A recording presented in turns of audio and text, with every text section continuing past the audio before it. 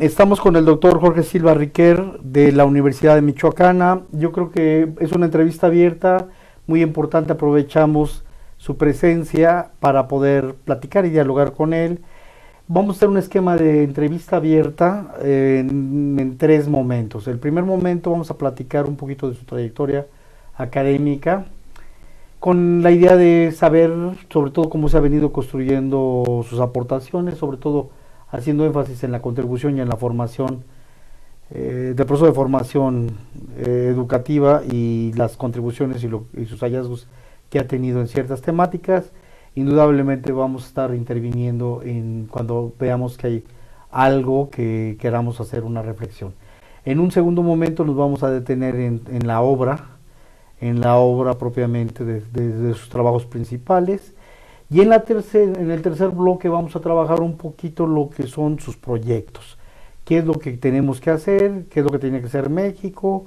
¿Cuáles son los grandes desafíos que hay en las ciencias sociales, principalmente, bueno, en las ciencias humanas, en la historia? Entonces yo creo que este va a ser el esquema de entrevista que vamos a tener con el doctor Silva Riquer. Doctor, buenos días, bienvenido a la Universidad de Guanajuato. ¿Nos podría platicar un poco de su trayectoria? Gracias, buen día.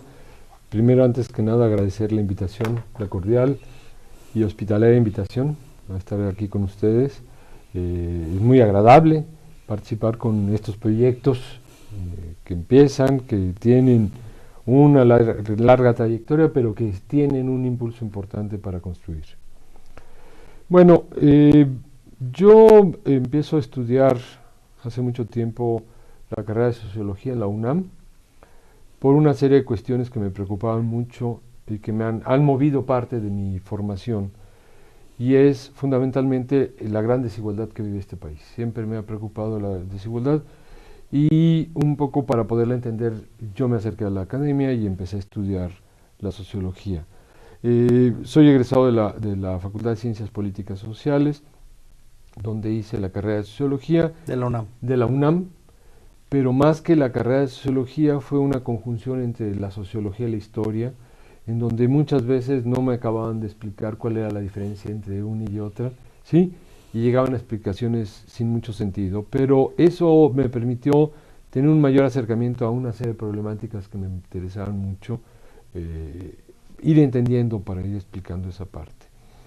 Posteriormente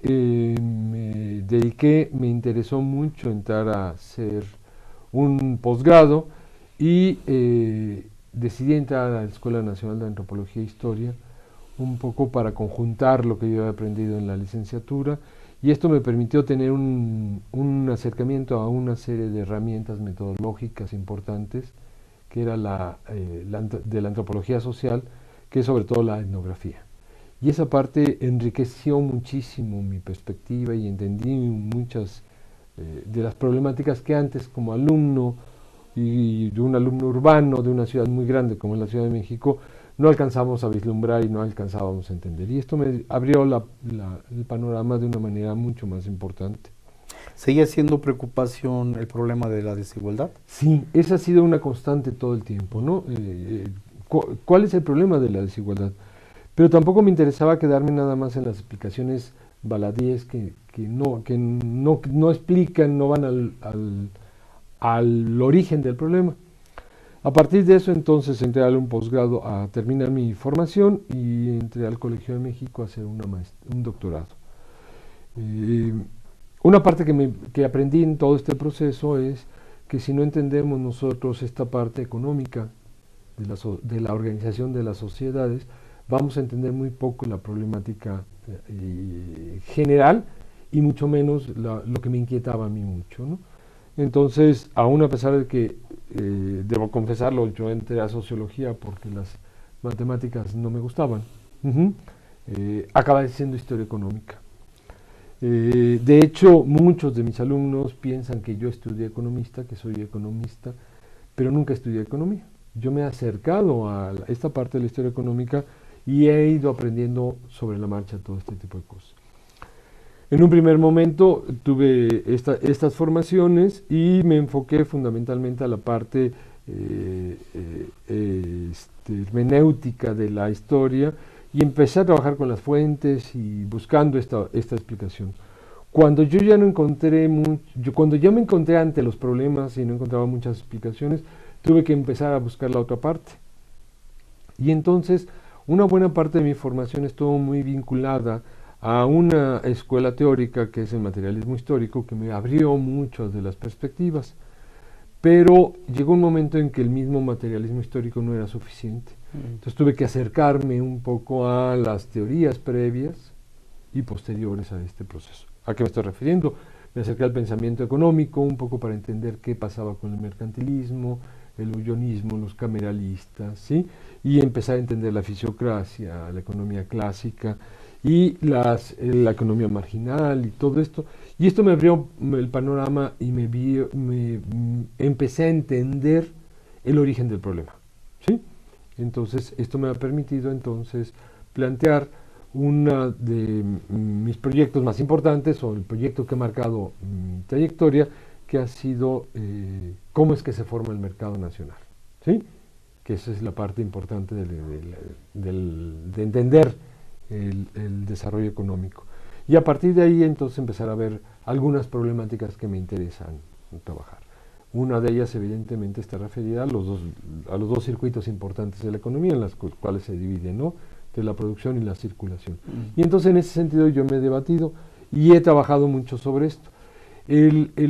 La temática y la periodicidad es enorme, es grandísima, ¿no? Da para mucho tiempo de trabajo, ¿no? Yo me dediqué durante 10 años a hacer una investigación sobre cómo es que se formaba el mercado, ¿sí? Cómo estaba integrado ese mercado, ¿sí?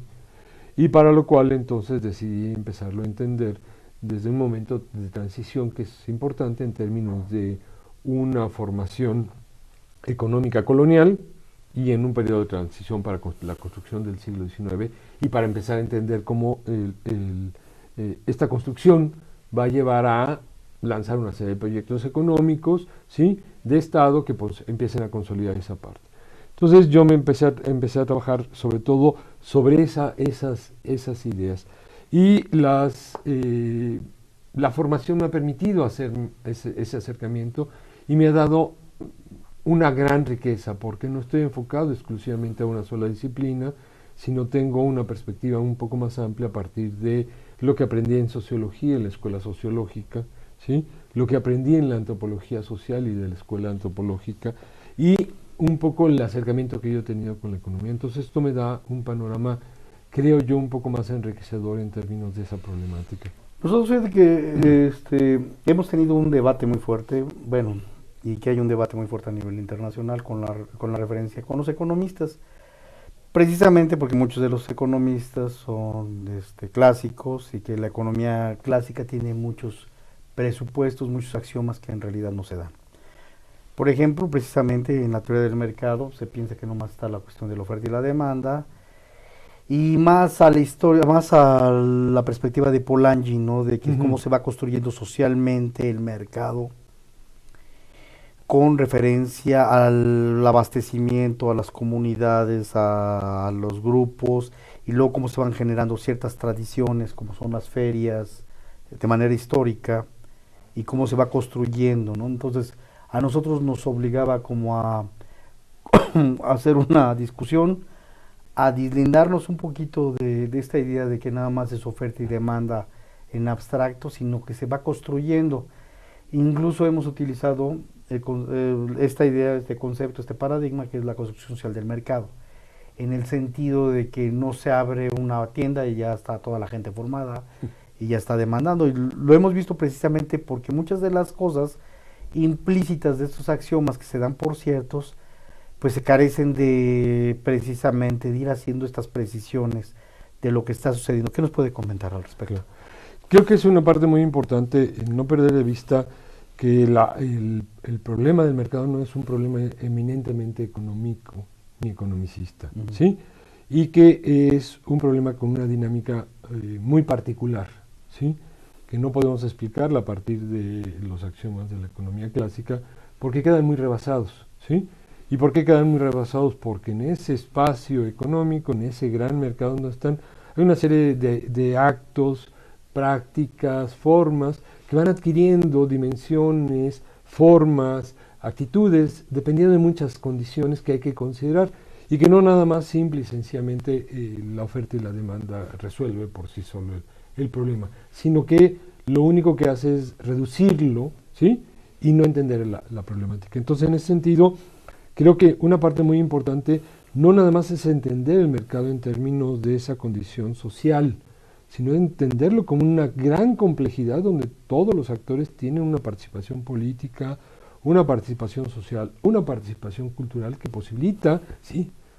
formas distintas. Y la otra es entender las condiciones propias de cada uno de los mercados, que no son los mismas, ¿sí? Y que no podemos estandarizar. Discusiones, ha habido en términos muy, muy importantes, grandes debates en términos de esto, desde el modelo clásico inglés, que todo el mundo tenemos que seguir, ¿sí? O la aparición de modelos distintos, ¿sí? Como el modelo asiático, el modelo francés, o el modelo japonés, por hablar del gran debate aquel de Dove y Suisi, ¿sí? De los 70s, en donde, bueno, había formas distintas de entender de la acción. Entonces, creo que una parte muy importante de esto es esta relación dialéctica entre la heurística y la hermenéutica que nos permita entender, ¿sí? las particularidades y las complejidades de nuestro objeto de estudio.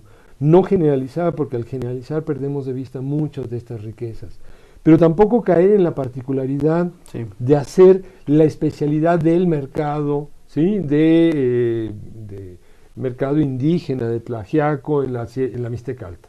Porque entonces perdemos de vista muchas de las características particulares y entonces no nos permite entender la gran complejidad en la que está inserta este proceso. Entonces, una parte muy importante de lo que a mí me interesaba era trabajar ese momento de transición para ir viendo cómo se va conformando ciertas políticas de gobierno y luego cómo empiezan a implementar ciertas políticas públicas por utilizar los nuevos conceptos para ir construyendo esto, ¿no? ¿Sí? ¿Y por qué se tarda tanto tiempo el Estado mexicano en consolidarse como Estado? ¿Sí? Que tarda casi un siglo para poder consolidarse y entender si esto implicó un retraso y por qué estamos en este tipo de condiciones. Un poco regresando a la pregunta inicial, ¿no? Que puede ser muy simple, pero es muy compleja, ¿no? ¿Por qué este país es tan desigual? ¿Por qué podemos generar tanta riqueza y podemos generar tanta pobreza? Hace poquito un diputado del PRI, si no mal recuerdo, en esta semana declaraba que se ha invertido tanto dinero en los pobres, ¿sí? Y resulta ser que tenemos cada vez más pobres, ¿sí? Entonces esa paradoja nos cuestiona mucho y no es simplemente reducirlo a un momento de corrupción, ¿sí? O a un momento en donde las instituciones federales no bajan verticalmente los recursos y se dispersan, ¿sí? Por toda esta discusión que hay. Si no hay problemas más de fondo, ¿sí? Que hay que empezar a atacar para poderlo entender. Y que la historia a través de este proceso nos permite ir entendiendo. Entonces, el problema se complica, ¿sí? No nada más es introducir un concepto más o una interpretación, sino entenderlo en esa complejidad, pero no sacarlo como una excepción, ¿sí? Porque al hacerlo como una excepción, particularizamos de tal manera que, pues, tenemos que construir nuestras propias condiciones para esto. Y entonces perdemos de vista todas las interrelaciones que tenemos en términos, otra vez, de este concepto de globalización en el que estamos. Y no podemos aislarlo. ¿Cuál sería la contribución o donde dices, aquí de acuerdo a mis estudios, cuál sería la contribución que hayas encontrado en el mercado y que pudieras decirlo, ¿no? Si hay un factor histórico que se da, ¿en qué estudio y en qué momento encontraste hay un factor histórico de procesos sociales? Por otro lado, en la política, ¿qué encontraste? ¿Qué dimensiones o qué acciones permitieron en relaciones de poder y en relaciones de Estado establecer una particularidad o te permitió hacer el análisis? En las cuestiones culturales de los actores sociales y las representaciones y el mercado, ¿qué elementos encontraste que tú dices, este es un factor muy importante porque estos actores contribuyen a estos elementos o se valoró esto? No sé, a ver si me gustaría, porque a veces hablamos de la complejidad y sí, la dejamos, pero sí es importante como que ir esbozando la complejidad. Claro, creo que esa es una parte muy importante. No hay factores determinantes, sino todos tienen una parte muy importante. Por ejemplo, Esto mencionabas hace ratito, ¿no? A través de la economía clásica quieren explicar todo, ¿no? El mercado explica solo a través de la oferta y la demanda. No, creo que uno de los grandes aportes que hizo la economía clásica es rescatar el trabajo como una forma importante de generación de riqueza. Entonces, una parte muy importante es estas relaciones de producción que se establecen en ciertos momentos, ¿sí? Y que no son exclusivas de el caso mexicano, el del caso latinoamericano, en donde pues los jornaleros en el siglo XVIII, los jornaleros agrícolas en el siglo XVIII ganan muy poco, sí, sino es una característica de esta forma en la cual estábamos insertos todos, ¿no? La miseria que se vive en Londres, en Manchester, por hablar de ciudades inglesas, o en París, ¿sí? Es descomunal, ¿sí? Hay momentos que son muy importantes en términos de esta economía mexicana, novohispana mexicana, en donde se desarrollan ciertas relaciones de producción muy importantes. Por ejemplo, la gran diversidad agrícola que se empieza a dar en ciertos espacios. ¿Cómo cuál? A ver, por ejemplo, se ha hablado mucho del Bajío como el gran granero del territorio, sí. ¿no? Pero esto no es exclusivamente del Bajío, sin duda es una parte muy importante, pero perdemos de vista, ¿sí?, lo demás. Y entonces, por ejemplo, yo acabo de terminar una investigación que duró 10 años, en donde el caso de Michoacán, que no es el Bajío, ¿sí?, tiene una diversidad agrícola muy importante, y empiezan a vivir procesos de productividad muy significativos, en donde se conjuntan formas de productividad prehispánicas con formas más modernas, por decirlas de alguna manera, españolas.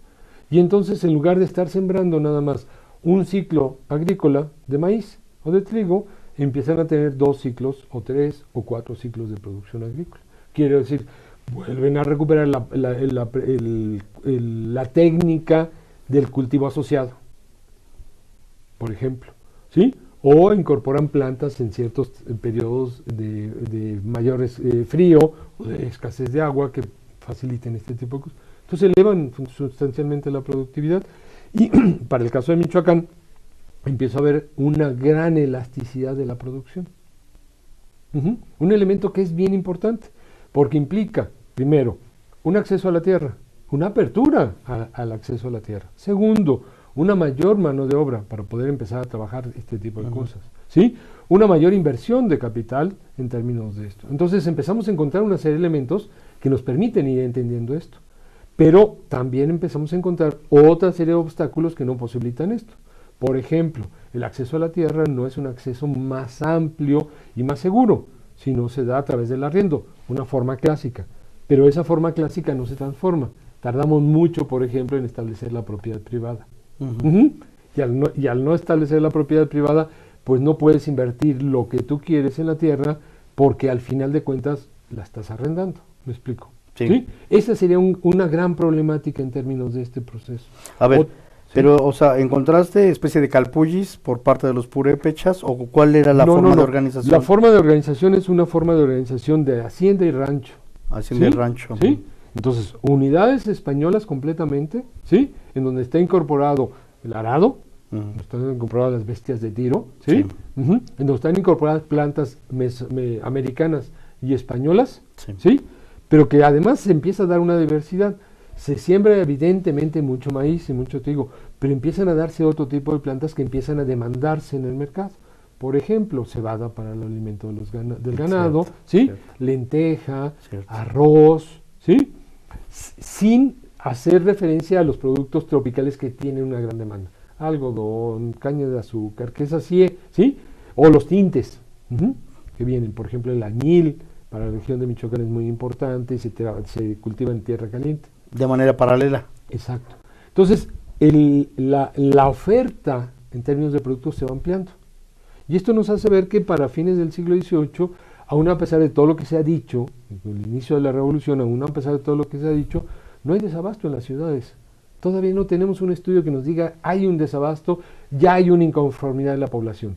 Hay precios altos, sin duda, pero no hay ese desabasto. Entonces, la crisis empieza a adquirir una dimensión distinta y nos empieza a permitir entender esa complejidad desde otra perspectiva, ¿sí? Esto nos permite entonces entender que el ciclo económico que se estaba viviendo en ese momento no es una condición sine qua non de la revolución de independencia. que la revolución de independencia afecta, sin duda, un país que está en armas, ¿sí? Tiene que alterar, ¿sí? Los sistemas productivos. Exacto. Sí, pero que esos sistemas productivos empiezan a recuperarse inmediatamente. El asunto es seguir estudiando esto para ver en qué momento este sector productivo agrícola, porque son sociedades agrícolas muy importantes, tiende a dar el brinco. Otro ejemplo que es muy claro en ese proceso es que, dadas las condiciones de fines del siglo XVIII, por ejemplo, las batallas navales que se empiezan a establecer en el Atlántico entre Inglaterra, Francia, España, ¿sí? Hacen que no llegue las mercancías con la frecuencia con las que llegaban. Y entonces empieza a haber, ¿sí?, una serie de condiciones propicias de contrabando y este tipo de cosas. Y por lo tanto precios más altos. Al interior de Nueva España empiezan a darse reacomodos en términos de un sector que es muy importante, que es el textil, ¿sí? Y entonces zonas textileras por tradición, que era la región de Puebla, Tlaxcala, tienden a perderse para empezarse a trasladar al Bajío, ¿sí? Desde San Juan del Río a Cámbaro, ¿sí? Toda esta zona empieza a producir una parte muy importante. Ya lo sabemos, pero resulta ser que en otros espacios marginales, por llamarlos de alguna forma, empiezan a darse. Y el caso de Michoacán es un ejemplo claro de este proceso. Sí. ¿Sí? ¿Por qué es marginal? Bueno, porque está cerca de Guadalajara, que es un gran centro, ¿sí? Cerca del Bajío, que es otro gran centro, y muy cerca de la Ciudad de México, ¿sí? Entonces, Michoacán empieza a tener talleres, ¿sí?, de textiles, y empieza a producir textiles. En la Nueva España, sí, a pesar de la prohibición de Cádiz, ¿no? Exacto, exacto. Y entonces, ¿qué es lo que hace? Bueno, empieza a producir y de repente se abren nuevamente las fronteras, se acaba la guerra y empiezan a... Hay un informe increíble de los intendentes que empiezan a presentar en 1803, ¿sí?, como una de las partes de sus obligaciones, y el intendente de Michoacán dice bien claro: tuvimos la oportunidad de generar un sector textil importante, pero no tuvimos la capacidad de invertir capital para transformarlo.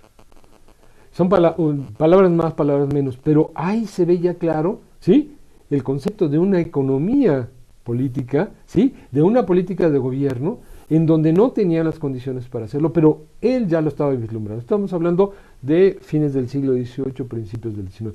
Esas son las problemáticas que hay que ir entendiendo para ir viendo, ¿sí?, en qué condiciones se va construyendo la economía en el siglo XIX y entendiendo este proceso que nos va a llevar evidentemente a entender por qué, ¿sí?, hay sectores que crecen muchísimo, ¿sí?, y hay otros sectores, los mayores, que no crecen en la misma dimensión.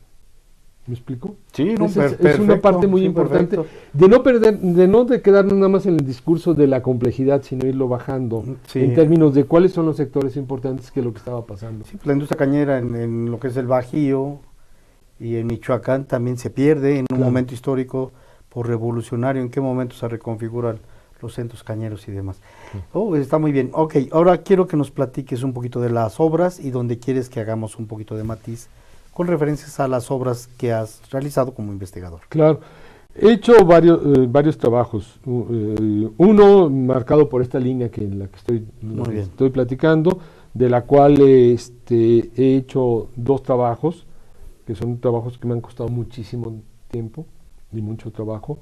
Uno que habla sobre la producción y los precios agropecuarios en Michoacán en el siglo XVIII, que me permite vislumbrar la problemática en un largo periodo, ¿no? ¿Sí? Que dimensiona radicalmente la concepción que teníamos de las reformas borbónicas y el auge del crecimiento de las reformas borbónicas. En un espacio que me parece que es marginal, como mencionaba hace rato, ¿sí?, por estas condiciones.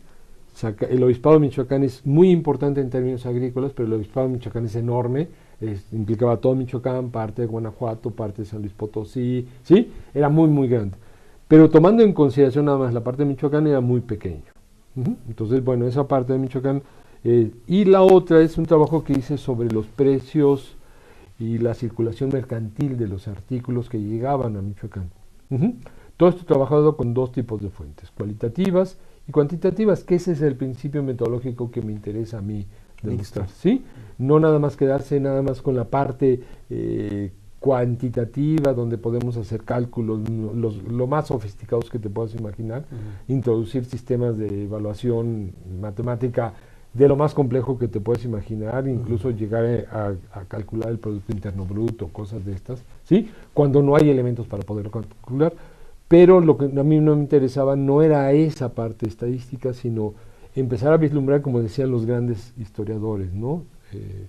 Que a partir de los datos cuantitativos empiezas a vislumbrar el problema y te empiezas a enfrentar al problema, ¿sí? Y una vez vislumbrado el problema, te vas a las otras fuentes para empezar a entender cuál es esta parte. A ver, sobre las fuentes cuantitativas a mí me preocupa, porque por ejemplo, si no estaba INEGI o no estaban estas cuentas nacionales, claro, ¿en cuáles te basaste para hacer el estudio? Y esa es la parte que hay que ir aprendiendo en términos de esto. Hay que buscar este tipo de fuentes que nos permitan ayudar. Y en ese sentido, creo que hay dos grandes repositorios importantes. Son las fuentes privadas, de instituciones, unidades productivas, haciendas, ¿sí? Y las fuentes públicas. ¿A qué fuentes públicas me estoy refiriendo? Bueno, a las fuentes fiscales. ¿Sí? ¿Sí? Sí. No hay otra, ¿no? Y como las fuentes fiscales se dedicaban a cobrar cierto sector y cierta actividad, si uno tiene una idea muy clara de esta parte de esa fiscalidad, uno puede manejar adecuadamente las fuentes sin transformarlas, sin alterarlas, pero que nos empiecen a dar cierto tipo de indicadores. Y con esos indicadores empezar a construir. Entonces yo trabajé dos fuentes que son muy importantes. Una es las alcabalas, que era un impuesto que se hacía al consumo, ¿sí? Todo el mundo lo asemeja al IVA. No es el IVA, es muy semejante al IVA, tiene ciertas características, pero nos habla de cuánto tipo de producto entra y una variedad enorme. Y el otro son este impuesto que cobra la iglesia, que le cede el rey, sobre el 10%, diezmo agrícola, ¿no? Y esto me da una idea de las unidades agrarias, qué tipo de unidades, cuánto producen, y además tiene una gran cualidad.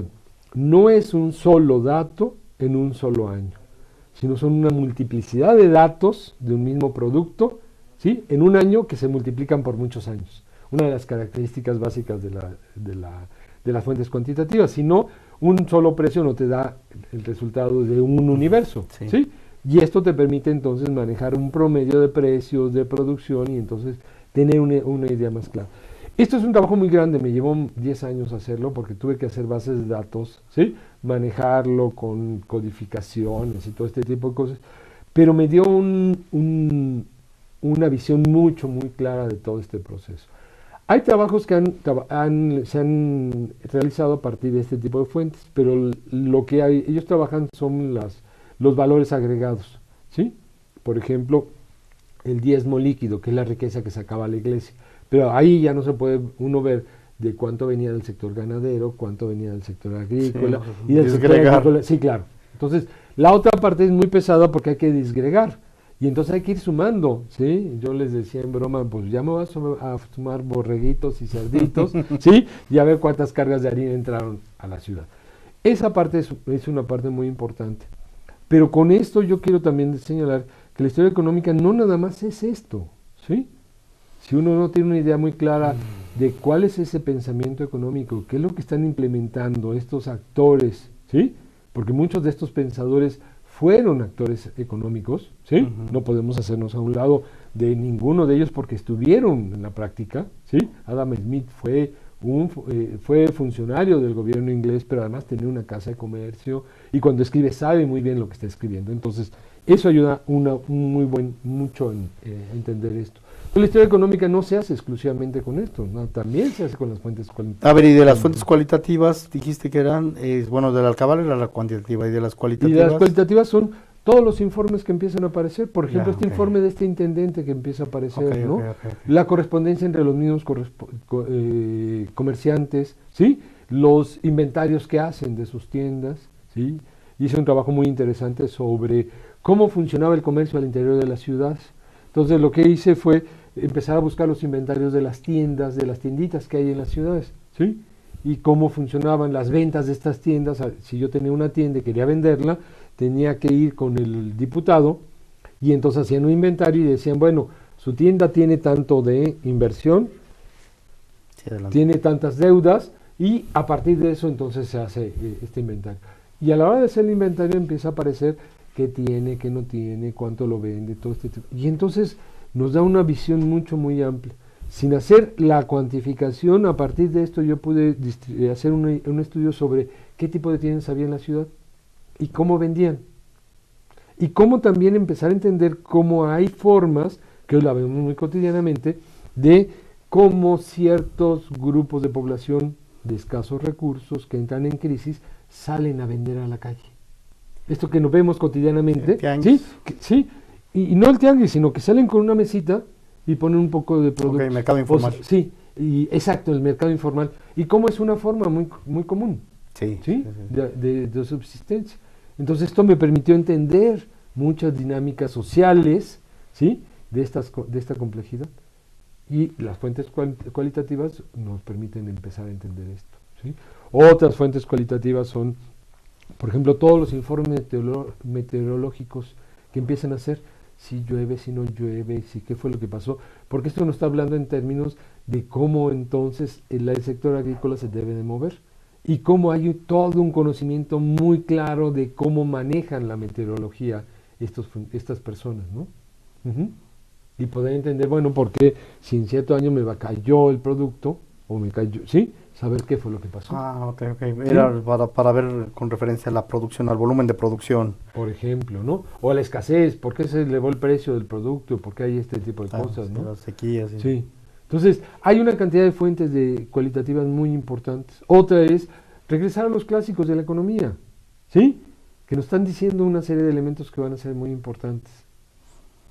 Si no entendemos, por ejemplo, a los mercantilistas, entre los bullonistas y se me va el nombre, pues no vamos a entender mucho de qué significaba el dinero y por qué el dinero es una parte muy importante para que funcione el mercado. Muy bien, después entraste al tema de la historia de las mentalidades. Sí, aquí en ese es un intento de tratar de reunir, ¿sí?, a los filósofos y la historia, ¿sí? Es muy complejo esta parte porque como bien entendemos somos muy sectarios y tenemos nuestras formas de trabajar muy separadas. Entonces este primer intento fue un poco convocarlos para que empezáramos a pensar en términos de ambos, ¿no? No podemos entender la historia sin la filosofía, ¿sí? Pero la filosofía tampoco la podemos entender sin historia, ¿no? Es una complejidad muy difícil esta. Y el primer intento fue empezar a ver qué es lo que estábamos haciendo, ¿no? ¿Qué es lo que estábamos haciendo y cuál podría ser un punto de convergencia en términos de estas dos áreas de especialidad? Un poco empezar a llamar a los historiadores nuevamente a la discusión teórica y filosófica que hemos abandonado un poco. Hemos hecho la historia demasiado pragmática, ¿sí? Y al hacer la pragmática le quitamos buena parte de la complejidad, ¿sí? Y a los filósofos un poco empezarlos a decir, bueno, bajemos un poco la realidad y empecemos a verlo, ¿sí?, en cuestiones concretas para empezar a discutir esta parte. Fue un ejercicio interesante porque empezaron a aparecer los trabajos de cada uno de ellos en términos de esta relación. A veces se lograba, a veces no se logró. La idea es volver a seguir trabajando con esto para ir conformando, ¿sí?, un diálogo entre la filosofía y la historia. No es fácil, ¿sí?, porque dadas las condiciones también propias del trabajo en las universidades, cada quien ya tiene enmarcados sus líneas y sus... ¿sí? ¿Y qué corrientes filosóficas encontraste que predominan en la historia y qué corrientes de la historia que han aceptado? Bueno, yo, claro, no soy ni historiador ni filósofo, pero sí recuerdo muy bien la crítica que hace Michel Foucault, ¿no? De precisamente, hay una historia teleológica que finalmente llega al final de los caminos y con datos y muy pegada a una especie de evolucionismo, da elementos finalistas y triunfalistas a la humanidad. Esa es una visión, todavía yo la veo así en el esquema modernizante. Y por el otro lado, pues un esquema complejo, efectivamente, donde hay, zócalos, donde hay cruces, donde hay rupturas, donde se diseminan las cosas, donde hay cosas que sean efímeras. Ahorita que estabas platicando sobre los mercados, yo decía, bueno, en todo esto, ¿dónde estaban los mercados indígenas? ¿Cuál había sido su lógica? Se rompió la lógica de la comunidad, cómo se vino a trabajar. Entonces, con los filósofos precisamente esa es la cuestión de cómo interpretar, ¿no? Hay una visión modernizante que predomina y a veces con el pensamiento único, donde ya el fin es pues globalizar y todo lo demás, y por eso es importante, claro, yo sé que por ahí anda la llamada de atención a la reflexión filosófica. No sé, ¿qué me podrías decir al respecto? Hay una parte que es muy importante, creo que hay un momento de quiebre en términos de la ciencia, ¿sí? Que empieza desde fines del siglo XIX, principios del XX, pero yo creo que la década más álgida es después de la crisis de los 60, los 70 del siglo pasado. ¿A qué me estoy refiriendo con esto? Creo que la ciencia caminó por dos vertientes muy importantes, muy teleológicas las dos, las has mencionado claramente tú, una muy marcada por la biología, ¿sí? El evolucionismo, ¿sí? Y la otra muy marcada por el dogmatismo marxista, ¿sí? Que también era una teleología que había que cumplir con los famosos 5 modelos, ¿sí? De producción que todo el mundo se los achacaba a Marx, pero Marx nunca los dijo, ¿no? Si era una discusión stalinista, etcétera. Entonces había una discusión teleológica muy fuerte, marcada por las propias condiciones, y ahí está parte de la complejidad que habíamos que discutir. Creo que la apertura que hacen la escuela francesa, sobre todo, la escuela inglesa, la escuela alemana, ¿sí? Va a ser muy importante. Y ahí Foucault y Bourdieu tienen mucho que decir, muchísimo que decir, pero no son los únicos, ¿sí? Recientemente acabamos de saber de la muerte de un gran historiador inglés, que es Eric Hobsbawm, que también puso el dedo en la llaga y cuestionó muchísimo, junto con otros como Thompson, etcétera, ¿sí?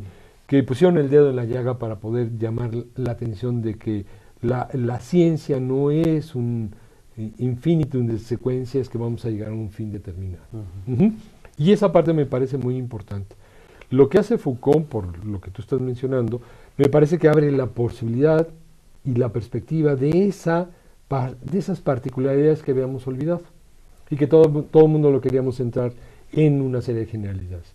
Volvemos otra vez a lo mismo, el debate Dobbs-Swiss y el debate Brenner hacen y abren la perspectiva muy importante en términos de no es como lo estamos pensando, y esa globalización no es tan globalización, ¿sí? Sino tiene una serie de particularidades. Y ahí creo que el rescate de la filosofía ha sido una parte muy importante, porque había habido una marcada tendencia al estructuralismo, ¿sí? Muy, muy marcada, un poco por estos marxistas, ¿sí? Tanto filósofos como historiadores y antropólogos, que marcaron radicalmente este principio, ¿no? Entonces la estructura tenía que ser así, con una superestructura que habíamos que empezar a entender para explicarlo, por un lado. Y Foucault y Bourdieu y estas personas no llegaron al relativismo cultural que vivimos hoy en día, sino que abrieron la posibilidad de entender, ¿sí? Esta problemática desde muchas particularidades, que es muy importante. Y ahí creo que la filosofía ha participado mucho en términos de esto, que tenemos que volverla a rescatar, ¿sí? Yo cuando hablo de la dialéctica no estoy hablando de la dialéctica hegeliana, sino estoy hablando de la dialéctica contemporánea, ¿sí? Que está entendiendo una serie de problemas y que no se refiere a las famosas 3 leyes de la dialéctica, ¿sí? Que es muy importante entenderla. Volvemos otra vez a lo mismo. Esta sociedad, y eso es lo que nos enseñaron estas personas que te estoy mencionando, es una sociedad dinámica, ¿sí? No es una sociedad estática. Y por ser dinámica tenemos que irla entendiendo y tenemos que irla modificando, ¿sí? Hace mucho tiempo habíamos entendido, ¿sí? Que el universo se había construido por una serie de condiciones. Hoy ya podemos plantearnos, ¿sí? Cuál es la no materia y cómo eso empezamos a discutir esto. Y nos ponen un paradigma distinto. Esa posibilidad que nos abren estos personajes de la década de los 60 y los 70, ¿sí? En términos de esta discusión, de esta ciencia teleológica, nos abre la posibilidad para entender. Pero no caer en el relativismo cultural, porque al caer en el relativismo cultural entonces le damos palabra y damos explicación a partir del objeto. Y entonces perdemos al ser, que nos ha costado mucho construirlo, ¿sí? Para poderlo entender. Y entender ese ser humano como un ser racional, pero también como un ser irracional. ¿Sí? Que construye al objeto y se apropia del objeto, como construye a su espacio y se apropia del espacio. No es una discusión filosófica sin sentido de qué es primero, ¿sí? La idea o el pensamiento o la acción, ¿sí? Sino que es una relación, ¿sí? Dialéctica, se va construyendo en este proceso. Eso es lo que creo yo, el gran aporte de estos personajes que en la década de los 60 y los 70 se empezaron a plantear. Que lo hemos empezado a leer mal, sí, porque es parte de una condición política, de una posición cultural, de muchas cosas, pero que hay que volver a releerlos para volverlos a entender en ese sentido y entender el aporte que nos hicieron para poder, ¿sí? Y llegamos a la tercera fase precisamente, que ahora sí, ¿qué se espera? ¿Cuáles las vertientes que se va a investigar, que estás investigando, que te preocupan investigar hacia el futuro, a partir de estos trabajos que ya hemos platicado un poquito? Ahora, creo que una parte muy importante es empezar a entender el siglo XX. Ya llega un momento en el cual uno tiene una experiencia, un conocimiento, ¿sí? Y es empezar a entender el siglo XX. El siglo XXI, perdón, siglo XXI, ¿no? Y a partir de eso empezar a entender muchas cosas. A partir de eso, bueno, entender que tuve la experiencia, la fortuna de poder participar en un grupo multidisciplinario, transversal, para hacer una evaluación de un programa de desarrollo social, ¿sí? Y poder comprobar a partir de los elementos que el programa de desarrollo social siguen siendo programas asistencialistas, programas que no resuelven problemas de fondo, ¿sí? Y experiencias múltiples que no son nuevas, sino que se vienen repitiendo desde hace mucho tiempo, ¿no? ¿Sí? Sin ninguna idea. Y que la solución no es esa, pero tampoco es la solución de la década de los 70 de irnos a las armas y tomar, ¿sí? Tampoco es esa la solución. Creo que la solución es empezar a reflexionar y hacer pensar a nuestros alumnos desde la trinchera, ¿sí? Y empezarnos a cuestionar todo lo que nos están dando para poder empezar a criticar este tipo de cosas. Y abrir líneas de investigación que nos permitan empezar a entender, ¿sí? ¿Cuáles te gustarían, por ejemplo, cuáles has pensado a través de experiencia como investigador que pudieran ser las líneas idóneas? Mira, no sé si sean las idóneas. Las que a mí me interesan mucho son, una parte muy importante es entender cómo este país no tiene una política fiscal coherente, ¿sí? Una política fiscal bien definida. Hoy, hace poco en estas semanas, hemos estado leyendo en la prensa toda la discusión en términos del presupuesto, ¿no? ¿Sí? Ingresos y egresos, ¿no? Y resulta ser que el día del fútbol, en que México se enfrenta a Nueva Zelanda, la Cámara de Diputados se sienta a ver el partido y en 20 minutos aprueba un programa de egresos en donde se van a gastar 2 o 4 billones de pesos, el programa más grande de la historia del país. Pero nadie sabe en qué se los va a gastar. Pero sin embargo, vemos en la noticia que le van a reducir a las universidades alrededor de 2.000 millones de pesos. ¿Sí? Entonces hay una incongruencia en términos de una política, porque el presidente habló de un apoyo a las universidades y a la educación y a la investigación para el desarrollo, y por otro lado los diputados se sientan en el partido y le reducen 2.000 millones de pesos a las universidades. Entonces, desde ahí empezamos mal, porque todas las políticas públicas van a estar mal. Entonces, un poco ir entendiendo por qué se van dando este tipo de cosas, ¿sí? Para ir construyendo eso que nos interesa a nosotros, ¿sí? Y que solamente lo podemos hacer a partir de las trincheras en las que nos toca, ¿sí? Ni soy diputado, ni soy político, no puedo serlo, pero ¿desde dónde? Pues desde el aula donde uno está.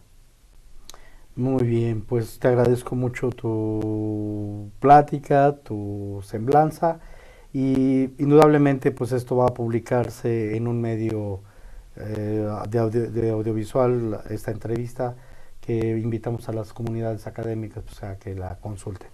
Pues muchas gracias. No sé si tienes algo más que añadir al respecto. Nada, agradecer mucho la participación. Estos procesos de reflexión así son muy interesantes porque abren muchas preguntas, ¿sí? permiten a uno presentarse ya no como el profesor que va a ir a la clase, ¿sí? Fulanita, sino pensar muchas otras cosas. Te agradezco mucho la invitación. Les agradezco a ti, Jorge. Pues Ok. muchas gracias. Gracias.